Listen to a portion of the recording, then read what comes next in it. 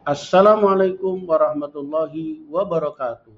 Halo teman-teman semua, kembali lagi bersama saya Zainal Arifin di Pak Jai Channel.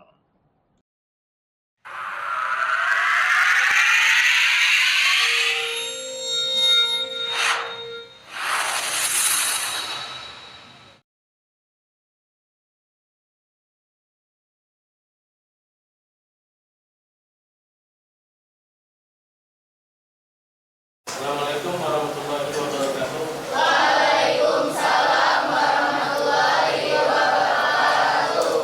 Selamat siang anak-anak sekalian. Siang. Kabarnya ini? Baik. Hari ini kita akan belajar tentang coding dan kecerdasan artifisial.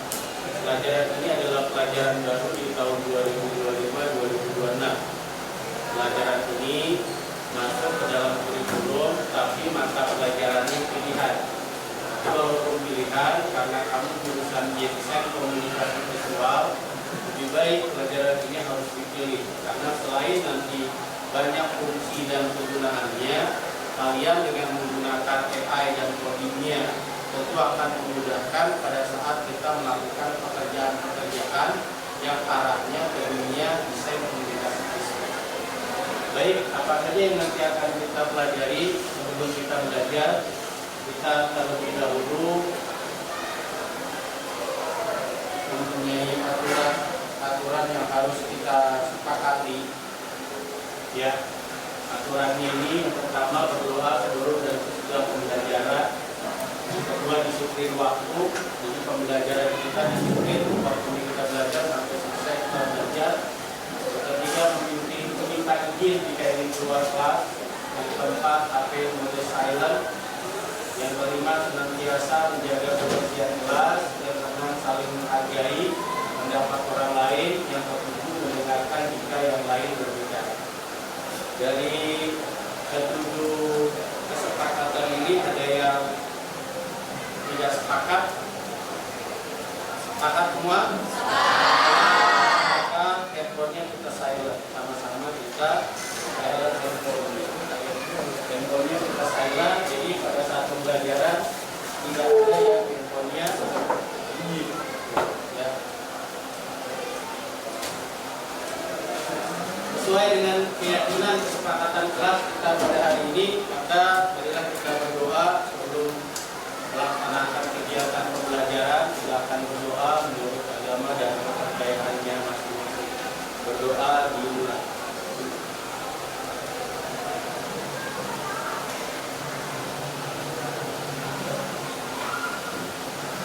Berdoa selesai. Siapa ini yang tidak masuk? Bisa. Banyak.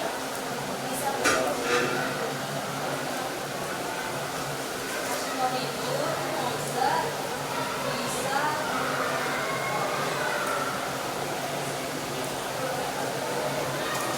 Sila. Sila. Orang yang masuk kalau mereka sakit, kita doakan mudah-mudahan kelas dulu. Yang bisa mudah-mudahan usahanya tetap selesai. Ya. Lanjut. Kita sebelum belajar ngetes fokusnya ini fokus nggak gitu. Biasanya kalau kita belajar, kalau nggak fokus pasti pembelajarannya nggak dapat apa-apa karena belajarnya nggak fokus. Nah, pada saat kita mau fokus, kita lihat dulu sudut pandang, karena biasanya pada saat kita melihat gambar banyak yang melihatnya dengan sudut pandang yang berbeda, sehingga menurut yang A belum tentu sama menurut yang B. Kita lihat yang pertama, ini gambar. Pakat gambar gunung. Kalau yang dilihat gunungnya, kalau yang dilihat ininya, ini gambar apa? Pemukiman, perumahan, karena rapi ya. Kalau yang dilihat ini, itu yang maksudnya beda sudut pandang. Nah, itu kalau lihat perumahan Pak, salah nggak? Enggak. Lihat gunung, salah nggak? Kenapa? Karena sudut pandang yang berbeda. Kita lihat ini. Gampang mulai dia. Nah, ini yang mulai susah. Ini gambar. Dan gambar apa? Ada yang buka. Lagi ngapain? Lagi baca buku. Ada apa? Buka orang. Ada apa lagi? Ada apa lagi? Ini apa ini? Ini apa baju? Ini apa jalan? Ya, sudut pandang jadi beda. Ini pakaian orang yang zaman kerajaan dulu ya, model begini, atau orang-orang Eropa yang kerajaan modelnya begitu pakaiannya. Tapi dengan ada ilustrasi lain, sudut pandang jadi berbeda. Itulah yang namanya nanti kalau kita belajar antara yang satu dengan yang lain, ilmunya didapat berbeda. Kenapa? Karena ada ilmu yang bisa didapat buat kebaikan, ada yang dapat ilmu bisa jadi kejahatan. Nah, kita harapkan tidak menjadi satu kejahatan. Yang selanjutnya sudut pandang yang berbeda. Nomor apa ini? Enggak. Dan lagi muka orang. Ada laut. Ada peperangan. Ini ada apa ini? Orang juga. Ini ada apa ini? Ada apa ini?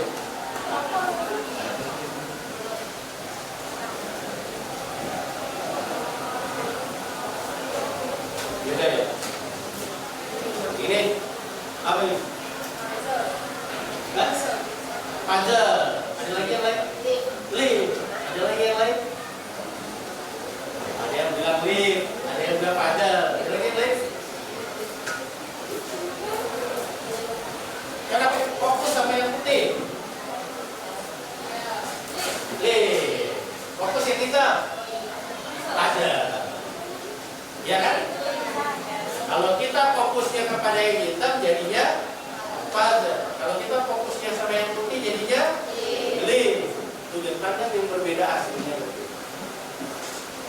Ya, baru sadar dia gitu ya. Apa sadarnya telat daripada nggak sadar, gitu kan? Yang penting kita fokuskan kemana fokusnya kita. Karena pada saat kita fokus ke satu tempat pasti ada sesuatu di dalamnya. Ya. Nah, apa ini? Pohon. Kalau kelihatannya pohon, jadinya pohon. Kalau kita ilustrasikan semuanya seperti orang, seperti wajah, seperti muka orang. Ya, fokus, konsentrasi. Kita konsentrasi, kelihatan, wah itu orang, wah itu pohon. Karena yang kita lihat pohonnya. Jadi pada saat dilihat serius, jadi mukanya. Ada matanya, ada mulutnya, ada hidung. Hidungnya dari mana hidungnya? Ya kan? Mulutnya dari mana mulutnya? Ranting. Matanya juga dari ranting. Gitu ya. Bagus fokusnya. Walaupun yang jawab berbeda-beda ya. Semuanya benar. Jaya kemana? Tapi kita ya kemana? Biasanya SMK bisa. Artinya kalau misalkan SMK, saya selalu diberitahukan sama teman-teman dulu, kalau dapat satu pekerjaan, Pak kerjain ini, iya, Pak ini, iya, oh iya aja, karena SMK punya yang namanya SMK bisa. Jadi kalau dia bilang bisa udah, ya kita sama-sama. Kalau saya bilang SMK, kalian semua bilang bisa. 3 kali. Siap. 1, 2, 3. SMK Bisa. semuanya semangat. Angkat tangannya. SMK Bisa. SMK Bisa. SMK Bisa. semangat sudah belajar kita. Iya hari ini. Bukan ini kita terkait materi ya. Materinya nanti saling terkait antara minggu ini dengan minggu yang akan datang. Karena sekarang kita belajar AI di permulaan, awalnya kita belajar pelajaran baru, jadi tentu belum terkait dengan pelajaran sebelumnya karena belum ada. Nanti kita akan kaitkan dengan pelajaran selanjutnya. Karena masing-masing pelajaran setiap materi itu pasti terkait. Apa kaitannya? Ya nanti kalau udah pelajaran itu berjalan, tahu mana terkait antara yang satu dengan yang lain. Nah, di dalam pembelajaran kita berharap ilmu yang terdapat ini harus bermanfaat. Kalau sudah bermanfaat, kita punya motto sukses berkah. Kalau sukses berkah, artinya kalau kita sudah mendapatkan kesuksesan dan berkah, ini suksesnya bermanfaat orang lain, dan pada saat bermanfaat buat orang lain, suksesnya nggak pernah pudar. Itu namanya sukses berkah. Kalau suksesnya tidak berkah, pada saat dia sukses, jalan, atau ambruk, bangkrut, dan lain sebagainya nggak bisa maju lagi. Kenapa? Karena sekeliling orang nggak percaya. Ngapain bantuin dia? Pelit. Ngapain bantuin dia? Sombong. Ngapain bantuin dia? Nggak bermasyarakat gitu. Tapi pada saat kita sukses, jalankan sukses itu dengan berkah. Berkahnya bermanfaat buat orang lain, berguna buat orang lain senang sama kita, orang lain sukses sama kita, itu jadinya suksesnya bermanfaat. Kita punya harta kita bermanfaat buat orang lain. Kita punya kedudukan kita bermanfaat buat orang lain. Kita punya ilmu kita bermanfaat buat orang lain. Nah, kalau itu terkait semuanya, maka suksesnya jadi berkah. Maka kalau kita mau sukses, jangan lupakan keberkahannya itu, sehingga kapanpun nanti sampai akhir kita tetap sukses dan disenangi oleh orang lain. Oke, kita langsung mulai pembelajaran. Ini materi yang akan kita sampaikan di siang hari ini.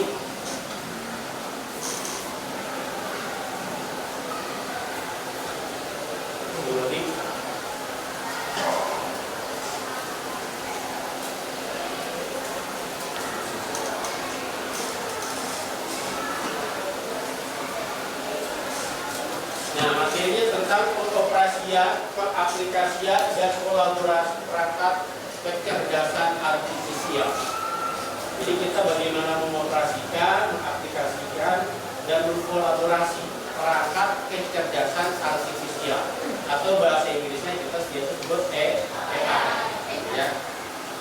Kita pelajari dulu sebelumnya deskripsi umum, mengenali dan menerapkan perangkat KA umum dan khusus, memilih toolsnya nanti banyak ya. AI itu toolsnya banyak untuk kolaborasi, menghasilkan konten hasil kolaborasi manusia dan KA, menganalisis model pembelajaran integrasi kecerdasan artifisial. Tujuan pembelajaran kita di siang hari ini, kita kenal dan bisa menerapkan perangkat KA atau kecerdasan artifisial. Kita bisa mampu memilih perangkat KA sesuai kebutuhan kolaborasi. Karena nanti KA itu banyak fungsinya. Ada yang buat misalnya gambar, ada yang bisa membuat satu musik, lagu, ada yang bisa buat video, ada yang bisa membuat dokumen, ada yang bisa membuat misalkan grafik dan lain sebagainya. Nanti kita akan kolaborasikan. Atau menerapkan kolaborasi dengan KA dalam tugas spesifik. Jadi kalau kamu punya tugas spesifik, bisa nanti dibantu dari KA. Nah, ini bisa dikolaborasi sehingga tugas kamu bisa selesai. Lalu menganalisis model atau metode pembelajaran berbasis KA. Jadi kalau misalkan nanti yang tingkat tingginya, kita bisa mempelajari KA, kemudian kita menganalisis metode atau model pembelajaran yang tepat kalau kita menggunakan kecerdasan artifisial. Indikator pencapaiannya ini bisa menjelaskan definisi, jenis, prinsip KA, mengilustrasikan contoh pemanfaatan KA, menerapkan 3 jenis perangkat KA, mengidentifikasi kebutuhan kolaborasi, menentukan kualitas konten hasil kolaborasi. Pokok bahasannya ini perangkat kecerdasan artifisial, pengoperasian, pengaplikasian KA di bidang umum dan khusus, lalu profesi apa di bidang KA. Nah, kolaborasi manusia KA itu bisa dalam bentuk apa? Bisa kreatif, penelitian dan analisis data, penelitian tulisan, pemrograman, dan bidang lainnya. Mengenal KA, kita kenalin dulu kecerdasan artifisial. Kita ngerti dulu KA itu apa. Jadi KA itu mesin atau program yang meniru kecerdasan manusia. Jadi nanti KA itu bisa kita mintain tolong untuk menyelesaikan kebutuhan kita yang bersifat apa yang kita perlukan, seperti membuat satu dokumen, yang kedua membuat satu gambar, yang ketiga membuat satu video. Kenapa kita perlu gambar ya? Karena kadang-kadang gambar itu kita nggak tahu nih ada nggak, tapi dengan gambar yang kita hasilkan dari KA itu bisa menghasilkan gambar sesuai keinginan. Kadang-kadang kalau kita seorang fotografer, kita mau foto, itu hasilnya nggak sesuai dengan keinginan. Tapi dengan KA, dibantu KA, bisa saja hasilnya itu sesuai dengan keinginan. Jadi kecerdasan manusia, jadi minta tolong sama manusia sebenarnya. Tapi jangan berlanjut, nantinya orang tidak perlu lagi minta bantuan manusia, tapi perlu bantuan mesin. Ini perlu bantuan mesin. Sekarang kita mau ngambil duit, nggak perlu ke bank, tapi cukup ke mesin, namanya ATM. Ya ada mesinnya. Sekarang kita mau belanja, nggak perlu datang ke pasar, ada aplikasinya, namanya Shopee. Jadi semua udah rata-rata pakai mesin. Kita capek mau naik tangga, nggak perlu pakai tangga darurat, kita cukup pakai mesin, namanya ada lift, ada eskalator. Itu semua mesin. Jadi rata-rata manusia perlu bantuan mesin. Mesinnya bisa jadi mesin yang buat perjalanan, ya, motor, mobil, pesawat, kereta api, itu juga mesin. Ya.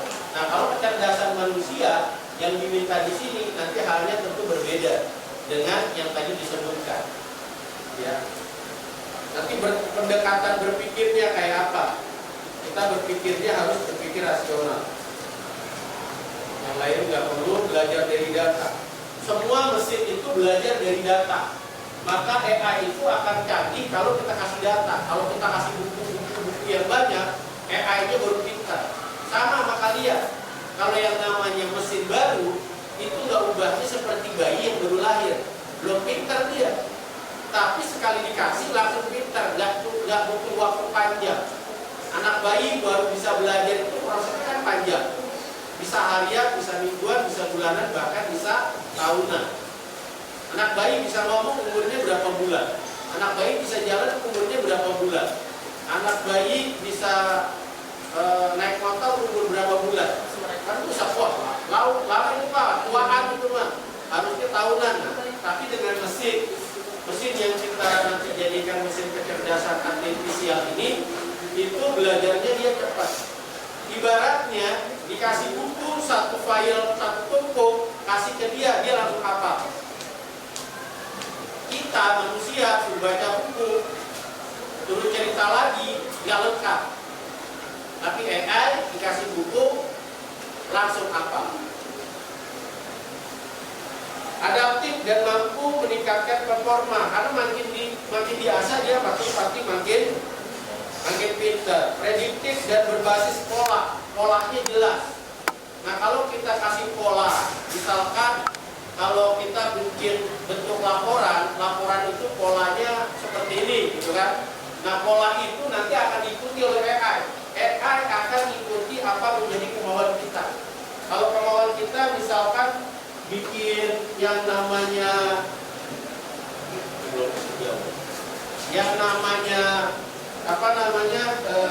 struktur misalkan. Ada orang bikin struktur organisasi, modelnya dengan apa yang kita buat bisa berbeda. Kan ada yang strukturnya modelnya kotak-kotak gitu ya. Ada yang modelnya tulisan-tulisan. Ketua titik 2 ini, wakil ketua titik 2 itu ya. Kan ada yang bentuknya kotak-kotak. Nah, itu tergantung kitanya nih manusia ngasih contoh. AI bikinin kayak begini. Nanti dia akan niruin polanya. Kalau dia udah niruin polanya, dia pasti akan bisa bikin. Keputusannya otomatis. Jadi tidak nunggu kanan kiri, nggak nanya orang-orang kalau AI. Kalau kamu ditanya bingung, nanti akan nanya orang lain. Tapi kalau AI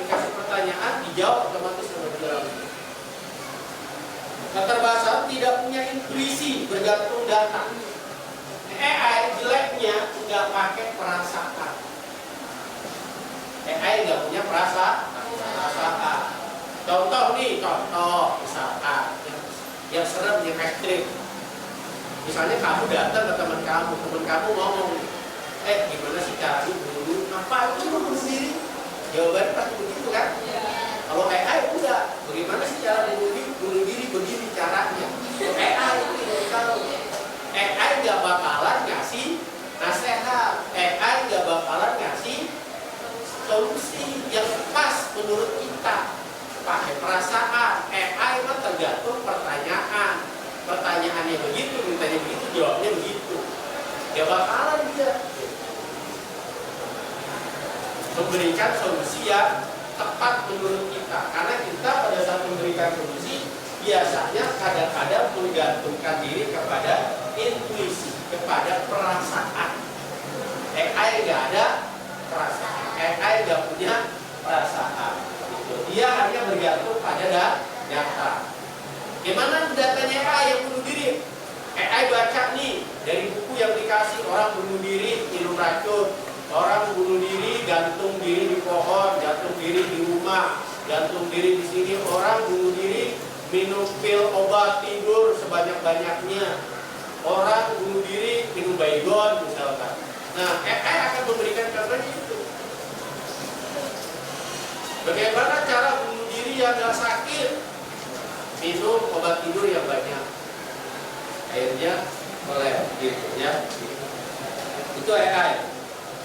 Prinsip dan cara kerja AI, prinsipnya kekuatan, keamanan, keselamatan.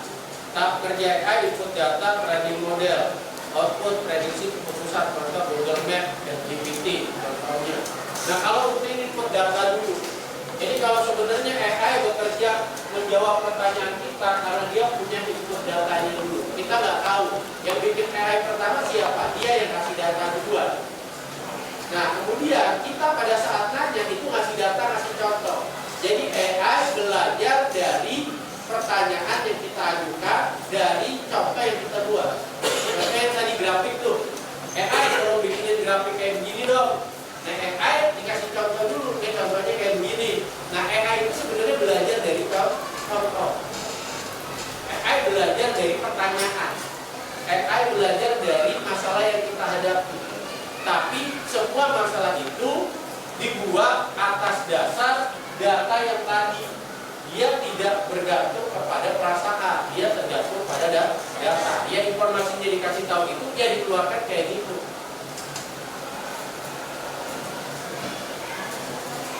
Penerapan KA bidang umum nih, ekonomi dan bisnis, e-commerce. E-commerce nih, contohnya ya tadi Shopee, itu AI juga untuk barang-barang. Pemerintah Smart City, Smart City itu dikelola kota ini dengan baik. Misalkan kendaraan itu saling terkait. Ini Jakarta udah mau menjadi Smart City. Jadi kemarin saya jalan-jalan ke Lebak Bulus untuk rapat organisasi, itu naik kendaraan umumnya 3. Yang pertama dari stasiun Ancol naik kereta, turun di stasiun kota naik busway, dari stasiun kota ke busway nggak jauh, ya paling dari sini ke kelas DKP 1, DKP 2 dekat jalannya. Dari situ turun di Bundaran HI, naik MRT, itu tinggal nyebrang, turun, naik MRT turun Lebak Bulus, turun tangga, acaranya di seberang gedung MRT. Jadi sekarang sudah terkait semua, nggak jauh. Jadi kalau kita mau naik kendaraan yang sudah Smart City, itu nggak repot. Turun kereta ke busway-nya dekat, ke Transjakartanya dekat. Terus dari Transjakarta ke MRT-nya dekat. Jadi semua nanti dikait-kaitkan. Halte-haltenya itu disambungin. Nah itu nanti diatur. Pernah nggak kamu pikir kereta itu jalan waktunya sesuai? Nanti ada kita lihat yang video-video yang hasilnya itu kereta kalau jalan selalu biasanya pernah kejadian kalau kita ada di lintasan kereta, keretanya jalan ke sini, ntar nggak lama kereta dari sana agak berbarengan biasanya. Dia agak berbarengan, maksudnya biar orang nggak nunggu terlalu lama di pintu kereta. Itu diatur sedemikian rupa. Lalu ada yang persilangan gini kan. Kadang-kadang ada pas buntutnya udah mati baru palanya masuk. Itu saking waktu sangat berharga dihitung sedemikian rupa sehingga nanti akan menghasilkan satu kota yang bagus seperti itu. Pendidikan ada adaptive learning, kebudayaan ada digitalisasi warisan budaya. Kenapa perlu digitalisasi? Semua perlu digitalisasi karena yang namanya hal-hal dulu kadang-kadang kita perlu di digital. Nggak perlu lihat hasilnya. Oh, dari video yang dulu, dilihat dari gambar yang dulu, itu perlu. Nah, kalau kalian mau tahu sejarah Indonesia, kalian lihat video-video yang pernah dibuat dulu. Walaupun warnanya hitam putih, ya dulu begitu, belum ada ya berwarna. Adanya hitam putih. Nah, itu yang namanya digital. Nanti dari digital itu bisa dijadikan satu pembelajaran. Kesehatan nanti kalau udah diatur di diagnosis medis itu bisa ketahuan obat-obatnya yang pas. Karena kadang-kadang manusia yang namanya manusia capek. Ada nggak manusia capek? Ada manusia capek. Kalau disuruh bikin apa gitu di udah 2 jam capek.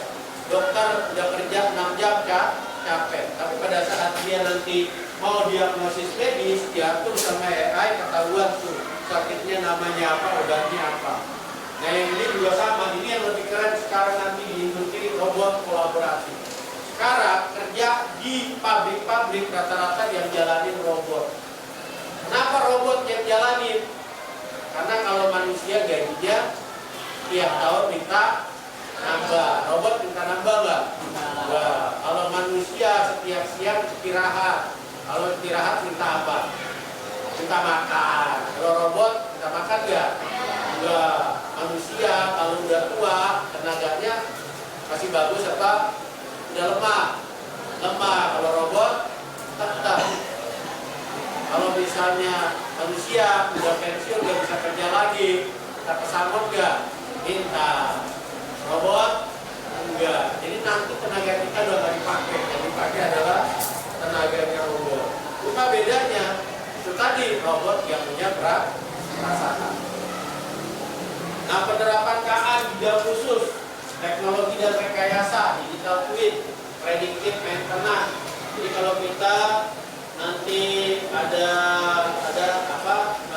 satu produksi, nanti maintenance-nya, diprediksinya itu lebih bagus dengan AI.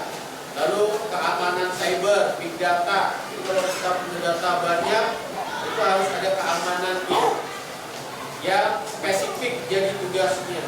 Seni dan pariwisata dan desain generatif, promosi wisata. Nanti spesifik arahnya. Jadi kalau yang bidang khusus dia spesifik ke satu bagian-bagian saja. Jadi kalau misalnya promosi wisata pakai AI itu diatur nanti video dan gambarnya itu bisa sesuai dengan keinginan kita. Begitu juga dengan agribisnis, bisa diprediksi panen. Kalau dia pakai benih ini panennya berapa lama, hasilnya kayak gimana. Jadi semua bisa diatur sama AI, sama kecerdasan artifisial. Nah, profesi di bidang KA ini kan ada prediksi, ada data scientific, machine learning engineering, AI, research scientist, robotic engineer, AI ethics specialist, business intelligence developer, AI architect and developer. Ini yang semuanya pakai bahasa Inggris. Ini rata-rata orang-orang nanti yang terkait dengan AI. Kalau udah seperti ini, nanti yang ini yang paling banyak dicari orang. Kerjaannya paling banyak dicari orang. Walaupun AI-nya ada, tapi dia perlu yang data scientist-nya perlu ada. Orang yang ngurusin datanya itu. Dia perlu yang mengelola mesinnya. Jadi mengelola mesinnya walaupun satu orang wajib ada. Nanti ada yang meneliti, mencari, bagian mencari. Ada yang robotnya, bagian robotnya mana. Ada yang bagian khusus spesialis AI-nya, misalnya untuk yang tadi untuk yang pariwisata misalnya, dia memang ngurusin AI khusus di bagian itu. Itu bagiannya bagian seperti itu. Ada bagian bisnis yang buat meningkatkan produksi, nanti dari AI bisa dikasih tahu. Jadi AI itu pada saat tidak ada profesi-profesi kayak begini, profesi-profesi yang di bawahnya ini akan hilang. Kenapa bisa hilang? Karena sudah diselesaikan oleh mereka. Nah, kolaborasi manusia dengan KA ini contohnya, dia banyak sekali. Nah, karena ini banyak ya, terakhir bagaimana kita sekarang itu mencoba AI yang ada sekarang, yang kalian pikir itu bisa buat apa? Kalian silakan dibuat satu kelompok, kemudian dibuat contoh-contoh. AI itu bisa digunakan buat apa saja sih? Kalau saya mau bikin dokumen gimana? Kalau kita mau bikin gambar gimana? Kalau saya mau bikin iklan di AI bisa apa enggak? Kalau saya mau bikin video di AI bisa apa enggak? Jadi semua kita uji coba. AI sekarang kan banyak. Kalian pasti tahu AI apa yang ada di tempat kalian. Sehingga nanti dari AI itu kalian punya pikiran bagaimana cara menyelesaikan satu pekerjaan dengan AI. Yang selanjutnya, nanti dalam kerjanya kalian bikin kelompok. Dari kelompok itu diminta untuk uji coba. Jadi misalkan AI ini yang saya mau hasilkan kayak apa sih jadinya gitu. Saya mau pakai AI buat apa gitu. Penggunaan AI menurut saya apa. Nanti bikin kelompok, kemudian siapkan hal-hal yang diperlukan untuk menyelesaikan apa yang menjadi gambaran kalian. Nanti kemudian dipaparkan di depan. Oh, saya misalnya AI buat ini misalkan. Nanti keuntungannya kalau kamu bikin buat AI itu, bikin sesuatu pakai AI itu keuntungannya apa? Nanti dijelaskan seperti itu. Jadi yang diskusi kelompoknya 20 menit. Nanti setelah ini baru presentasi, ya, setelah diskusi. Kemudian nanti kita rangkuman. Setelah rangkuman refleksi murid. Nah, ini pertanyaan yang nanti diharapkan, nanti disiapkan untuk jalan ya. Menurut Anda, menurut kalian, apakah sudah tergambar tentang cara penggunaan AI beserta fungsinya masing-masing? Yang kedua, menurut Anda, apakah sudah tergambar tentang peluang usaha, pekerjaan atau profesi di bidang AI? Dan terakhir, apakah sudah tergambar tentang dampak penggunaan AI? Ada dampaknya nggak kalau kita pakai AI begini? Ya, ini refleksi pertanyaan terakhir. Di sini ada yang mau ditanyakan? Ada yang mau ditanyakan? Cukup? Paham? Bisa langsung buat kelompok? Siap? Ya, oke. Baik, karena sudah selesai waktu diskusinya, selanjutnya kita presentasi. Presentasinya diawali dengan kelompok 1 yang mau presentasi tentang membuat dokumen dari ChatGPT. Silakan kepada kelompok 1.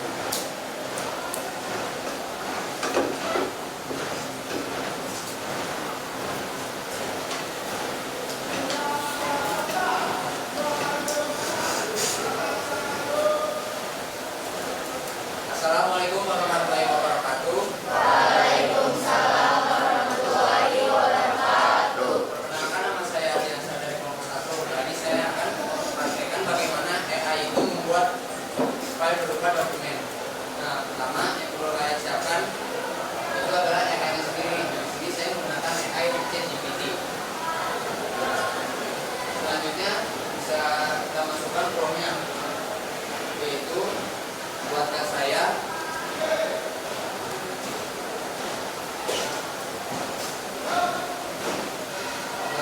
proposal acara lomba 17 Agustus.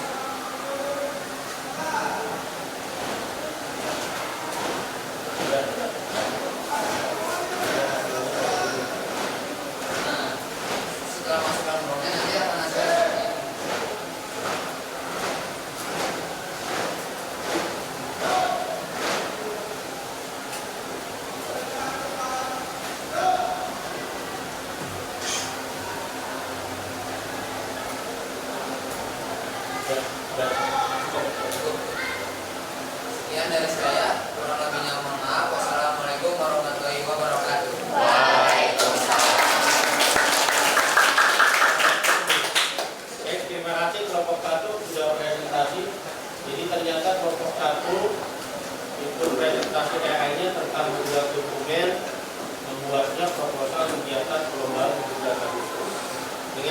kemampuan AI nggak nyampe 15 menit promotornya jadi. Tentu pasti ada yang perlu direvisi. Paling tidak konsepnya sudah ada, nggak banyak pikir. Kalau dulu mungkin orang berpikir, tapi sekarang bantuan AI cepat. Namanya AI ya, bantuin. Lanjut kelompok yang kedua, ini AI tentang gambar. Pada kelompok 2 untuk AI yang mau menampilkan tentang gambar dipersilakan.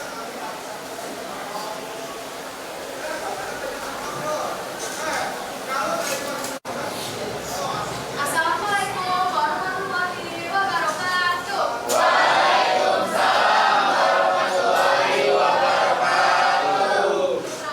saya Lisa dari kelompok 2. Saya akan presentasikan tentang AI Image Generator. Sebelumnya,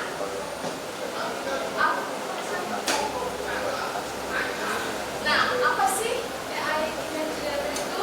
Simpelnya, AI Image Generator itu adalah teknologi kecerdasan buatan atau artificial intelligence yang bisa membuat gambar dari kata-kata atau kalimat yang kita tulis. Contohnya, kalau kita ketik kucing pakai jas di ruang kerja, maka AI bisa langsung menggambar sesuai deskripsi itu. Jadi, AI ini seperti pelukis digital otomatis yang bisa bikin gambar apa aja dari teks. Tahu tuh berkek. Gimana sih cara kerjanya? Cara kerjanya itu simpel. 1. Kita menulis deskripsi yang disebut prompt. 2. AI membaca dan memahami isi teks itu. 3. AI mulai menggabungkan warna, bentuk, dan gaya sesuai permintaan. Terakhir, dalam beberapa detik jadilah gambar baru. Intinya, AI belajar dari jutaan gambar di internet supaya tahu cara menggambar hal-hal baru. Nah, kalau kekurangannya itu ada hasilnya itu kadang aneh atau nggak sesuai karena AI belum sepenuhnya paham maksud kita. Jadi gambar itu bisa meleset. Nah, yang berikutnya resiko mirip karya orang lain. Karena belajar dari internet, kadang gaya gambarnya mirip karya asli orang lain. Juga belum bisa ganti serupa manusia. AI tidak punya emosi atau makna pribadi dalam karyanya. Kalau kelebihannya itu cepet banget bikin gambar, cuma butuh beberapa detik buat hasilin gambar dari teks. Jadi hemat waktu buat tugas, proyek, atau ide mendadak. Kedua, gampang dipakai, gak perlu desain, siapapun bisa pakai. Cukup ngetik deskripsi tanpa perlu skill menggambar atau software rumit. Yang ketiga, bantu ide kreatif buat konten, desain, dan seni. Cocok buat cari inspirasi visual, nyari konsep desain baru, atau eksplorasi gaya seni yang unik. Nah, ini contoh AI 1 dari prompt menjadi gambar. Promptnya itu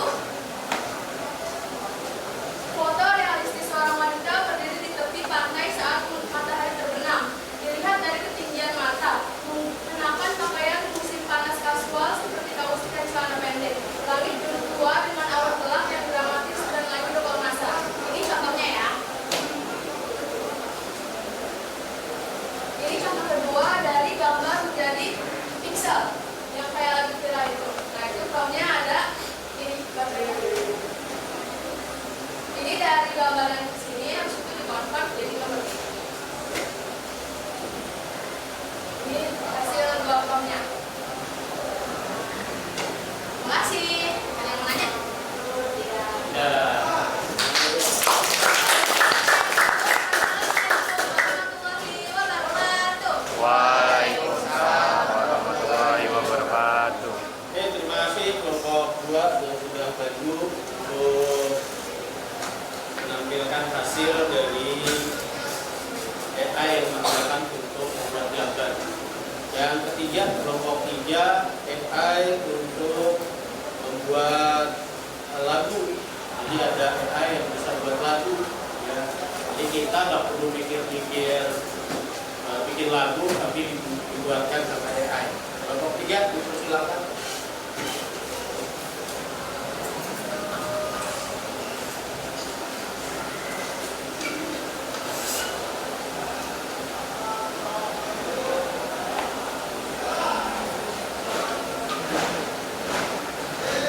Assalamualaikum warahmatullahi wabarakatuh. Waalaikumsalam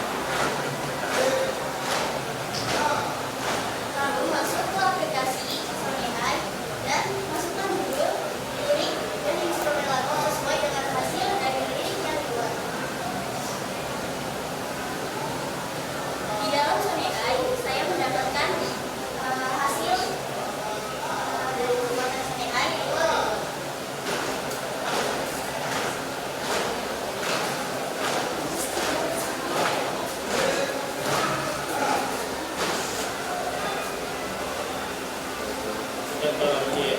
Iya.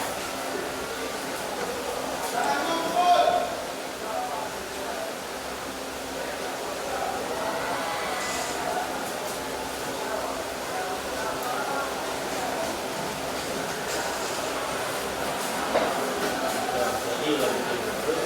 Lanjut. Sekian pemaparan materi dari saya. Wassalamualaikum warahmatullahi wabarakatuh. Waalaikumsalam.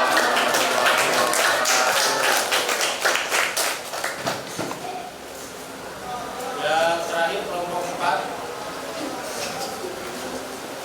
penggunaan AI untuk pembuatan video.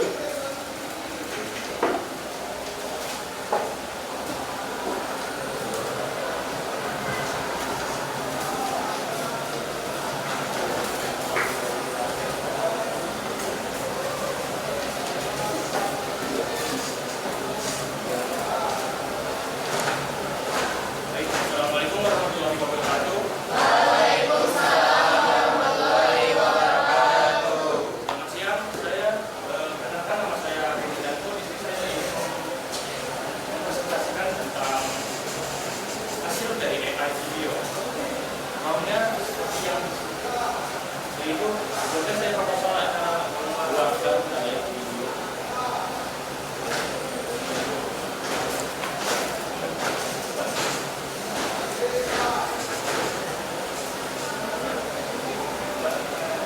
Contohnya, bahkan saya ingin menjelaskan seorang anak laki-laki berusia 15 tahun yang sedang mengajukan proposal lomba 17 Agustus kepada para dosen.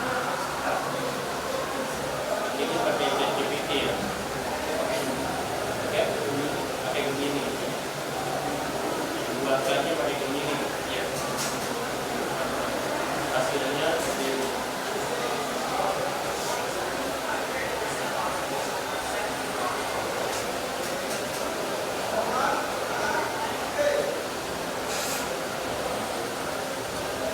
Terus gitu Pak.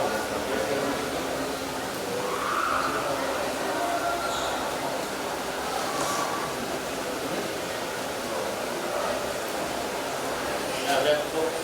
Terima kasih.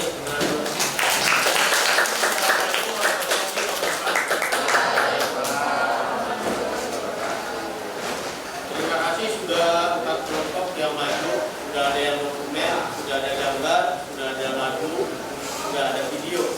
Berarti empat hal yang berbeda ini sudah bisa dihasilkan oleh AI. Memang yang tadi dihasilkan belum sempurna sesuai dengan keinginan kita yang maksimal, karena AI yang dibuat ini masih pakai menggunakan AI yang gratis, AI yang tidak berbayar.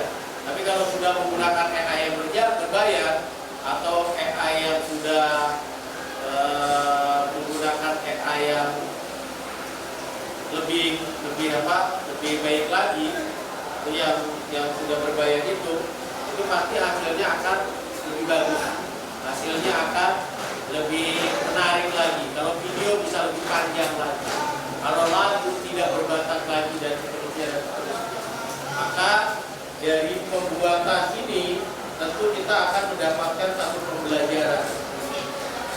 Nah, sebelum ditutup pembelajaran kita kali ini, karena memang sudah selesai, bahwa pembelajaran kalau kita menggunakan AI, banyak hal-hal yang kita dapatkan dari AI dan kita bisa mengerjakannya dalam waktu singkat dengan bantuan AI. Yang tadinya kita pikir panjang, tapi dengan AI itu bisa jadi lebih cepat. Lanjut kita akan refleksi, nanti akan dipanggil satu-satu atau tetap di tempatnya masing-masing. Kita akan videokan pertanyaan yang tadi sudah disampaikan tentang cara penggunaan AI beserta fungsinya masing-masing. Menurut saya penggunaan AI beserta fungsinya itu sudah lama dari yang tadi saya sudah sampaikan. Misalnya membuat dokumen berupa proposal acara kegiatan atau tugas khususan, atau dari teman-teman juga lainnya yang maju kayak buat video atau gambar dari AI atau juga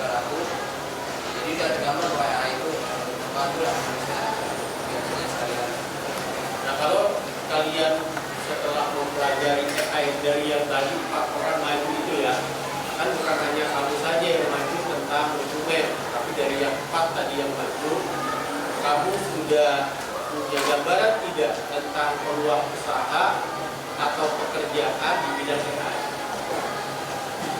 Kalau menurut saya belum mendapat gambaran lah tentang yang di bidang AI ini, karena masih banyak hal yang harus saya pelajari untuk biar hasilnya maksimal. Oke. Dan yang terakhir, kalau misalkan dari pelajaran yang sudah kita pelajari dan contoh-contoh yang sudah dilaksanakan, ada dampak nggak penggunaan AI buat kamu? Dampaknya penggunaan AI? Kalau menurut saya dampaknya membantu pekerjaan saya, misalnya saya ada PR, bagaimana jawabannya, jadi muncul jawabannya sendiri. Itu dampak positifnya. Dampak negatifnya, jadi saya jarang membaca buku karena kita bergantungan dengan AI ini. Oke, terima kasih. Dari hasil pembelajaran yang kita lakukan, pertanyaan pertamanya sama, apakah sudah tergambar cara penggunaan AI beserta fungsi yang tadi sudah kamu lakukan? Kalau menurut saya sudah banget, soalnya kan kita jadi tahu ya apa aja jenis AI yang bisa dipakai buat bikin suatu hal yang kita mau, nggak cuma gambar, nggak cuma dokumen, tapi bisa musik, bisa apapun itu. Nah, fungsinya juga kita tahu karena tadi udah dijelasin, dan kita juga emang dari generasi sekarang siapa sih yang nggak tahu fungsi-fungsi AI. Oke, yang selanjutnya, ada nggak gambaran tentang peluang usaha dari AI yang sudah kamu lakukan? Ada, karena AI itu udah kayak ngambil semua bidang yang manusia lakuin, karena emang AI bisa semuanya. Banyak peluang wirausaha yang udah berbasis teknologi buatan, yaitu AI. Kalau dari dampaknya setelah penggunaan AI, ada nggak dampak positif negatifnya yang kamu rasakan?